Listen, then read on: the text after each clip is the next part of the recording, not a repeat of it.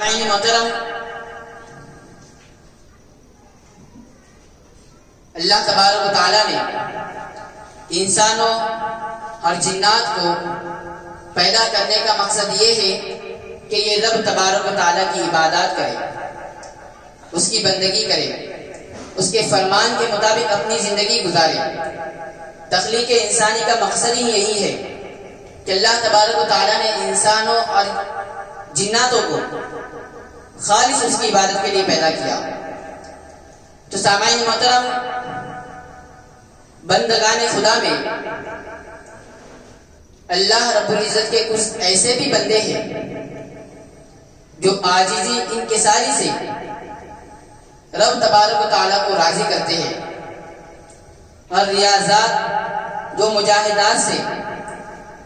رب تبارک و تعالیٰ کا قرب حاصل کرتے ہیں، اور کچھ بندے ایسے بھی ہیں جو نہ ریاضات کرتے ہیں نہ مجاہدات کرتے ہیں، لیکن رب تبارک و تعالیٰ ان کو اپنے بارگاہ کا مقرب بنا لیتا ہے۔ جیسا کہ آیت کریمہ ہے، اللہ یجتبی الیہ من یشاء ویہدی الیہ من ینیب، کہ اللہ جسے چاہتا ہے اپنی بارگاہ کا محبوب بنا لیتا ہے، اور جو اس کی طرف رجوع کرتا ہے اسے اپنی راہ کی طرف ہدایت دیتا ہے۔ تو سامعین محترم، بندگان خدا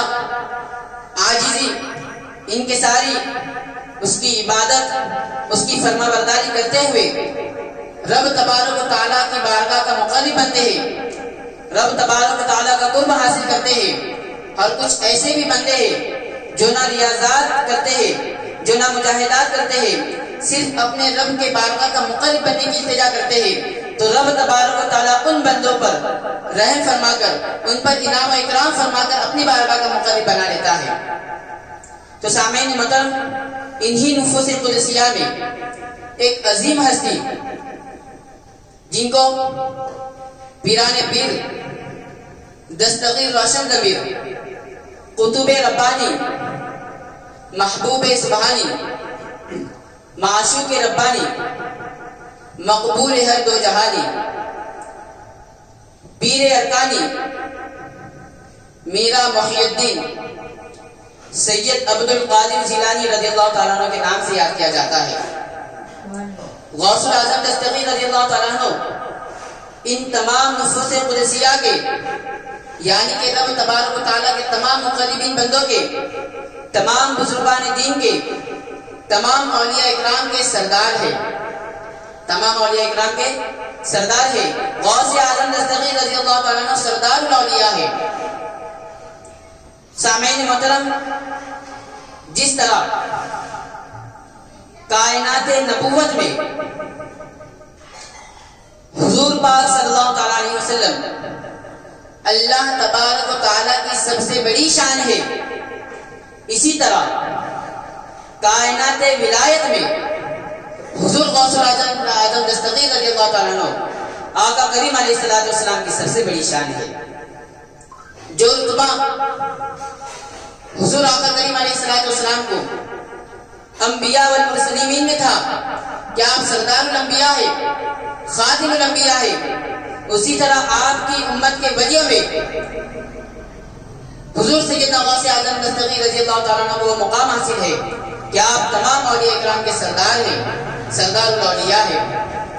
تو سامعین محترم، غوث پاک رضی اللہ تعالیٰ عنہ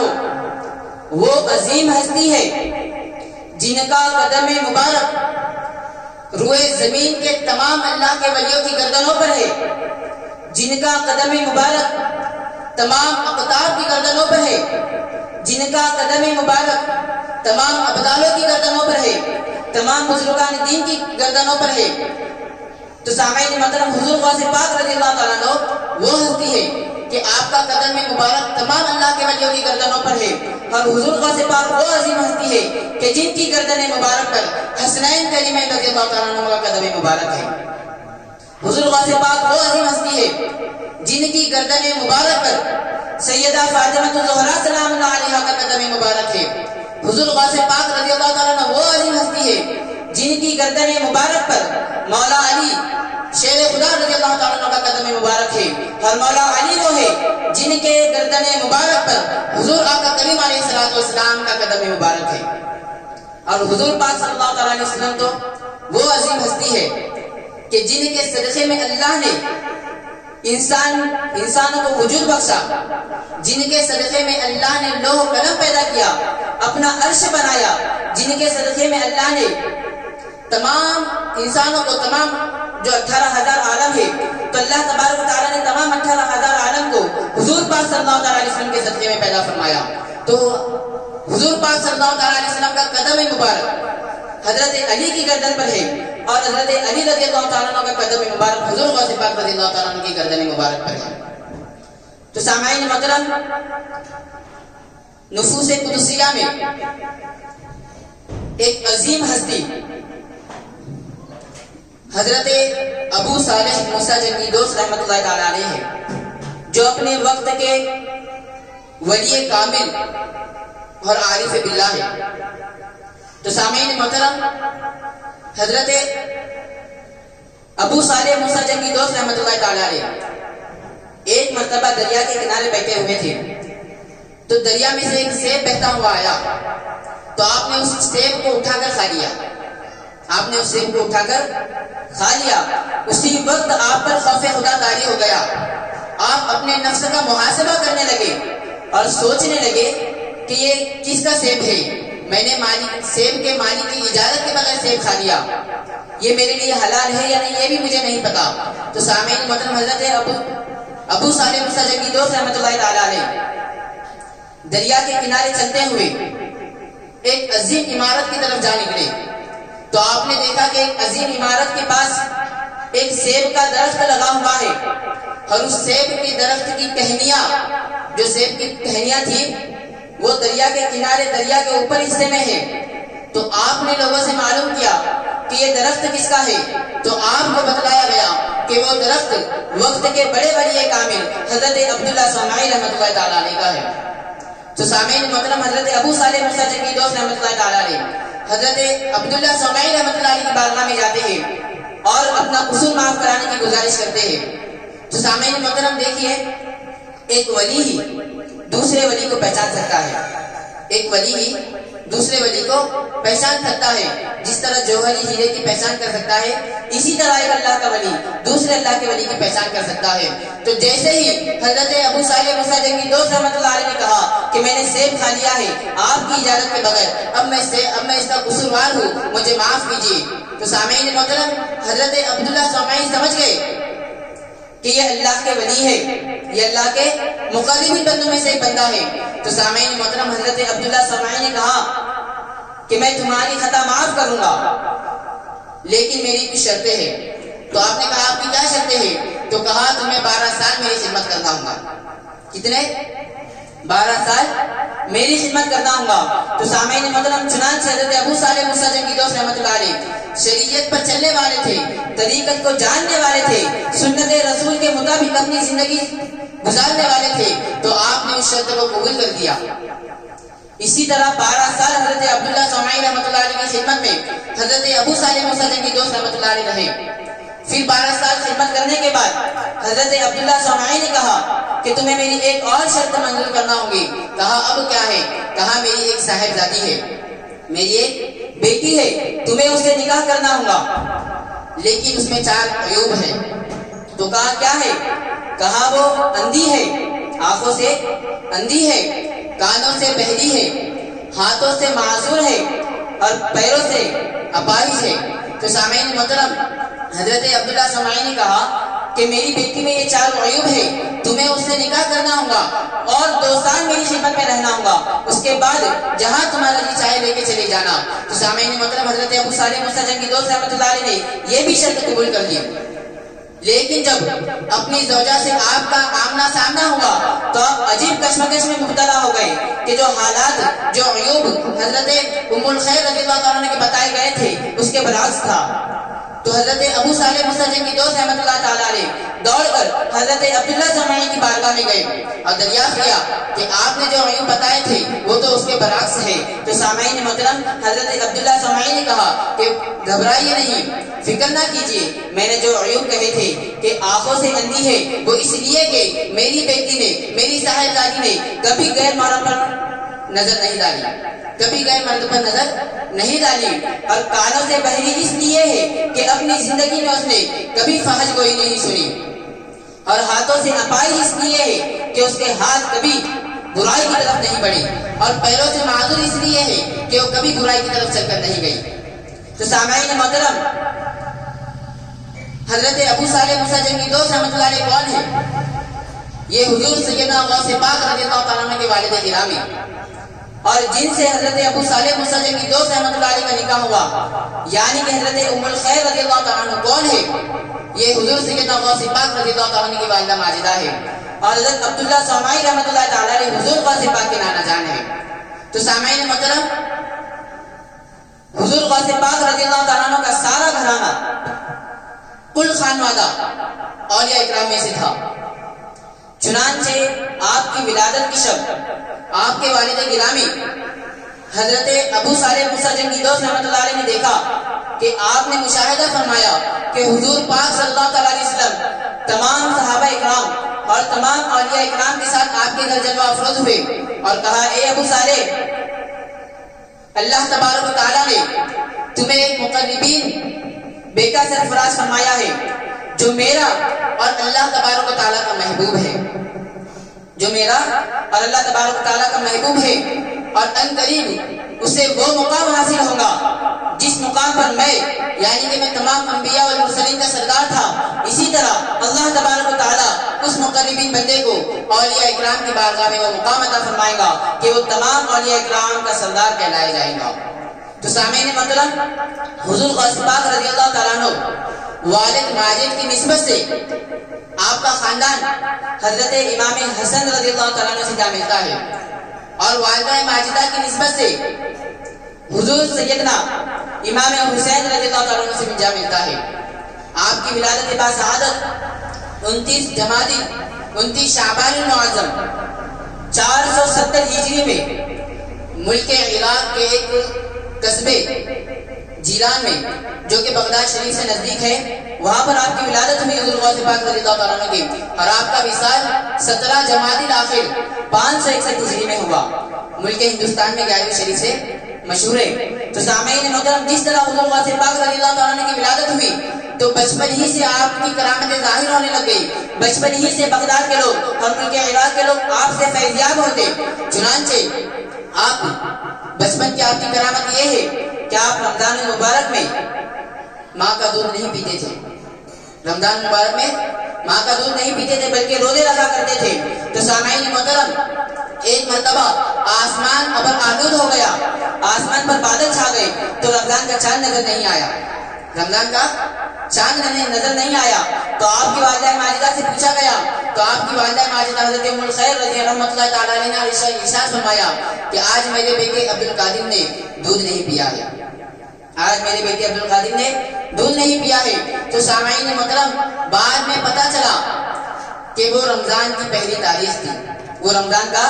پہلا روزہ تھا۔ تو سارے بغداد میں، سارے ملک عراق میں یہ بات مشہور ہو گئی کہ خانوادہ سادات میں ایک بچہ تولد ہوا ہے جو رمضان کے مہینے میں دودھ نہیں پیتا بلکہ روزے رکھتا ہے۔ تو سامعین محترم، حضور غوث پاک رضی اللہ تعالیٰ عنہ کی بچپن ہی سے کرامت ظاہر ہونے لگی، اور بچپن ہی سے لوگ آپ سے فیضیاب ہونے لگے، آپ کا فیض حاصل کرنے لگے۔ چنانچہ سامعین محترم، ایک مرتبہ ایک شخص نے حضور غوث پاک رضی اللہ تعالیٰ عنہ سے پوچھا کہ آپ کو کب پتا چلا کہ آپ اللہ تعالیٰ کے ولی ہیں؟ غور چاہتا ہوں میں آپ لوگوں کا کہ آپ سے ایک شخص نے پوچھا کہ آپ کو کب پتا چلا کہ آپ اللہ تعالیٰ کے ولی ہیں؟ تو آپ نے ارشاد فرمایا، میں جب مدرسے کے لیے اپنے گھر سے نکلتا تو میں دیکھتا کہ میرے ارد گرد فرشتے ہیں، میں دیکھتا میرے ارد گرد فرشتے ہیں، یہاں تک کہ جب میں مدرسے میں جاتا تو انہیں کہتے ہوئے سنتا کہ یہ اللہ کے ولی ہے، ان کو بیٹھنے کے لیے جگہ دو، یہاں تک کہ میں تشریف رکھ لیتا۔ تو سامعین محترم، غوث پاک رضی اللہ تعالیٰ عنہ وہ عظیم ہستی ہے جن کی حفاظت کے لیے خود رب تبارک و تعالیٰ آسمان سے فرشتوں کو زمین پر بھیجتا ہے۔ تو وہ عظیم ذات ہے غوث پاک رضی اللہ تعالیٰ عنہ کی. تو سامعین محترم، غوث پاک رضی اللہ تعالیٰ عنہ کی وہ عظیم ہستی ہے کہ بہجت الاسرار میں لکھا گیا ہے کہ غوث پاک رضی اللہ تعالیٰ عنہ نے ریاضات و مجاہدات کے بعد ایک مرتبہ اپنے رب سے عہد کر دیا کہ رب تبارک و تعالیٰ، میں اس وقت تک نہیں کھاؤں گا جب تک کہ تو مجھے نہ کھلائے، میں اس وقت تک نہیں پیوں گا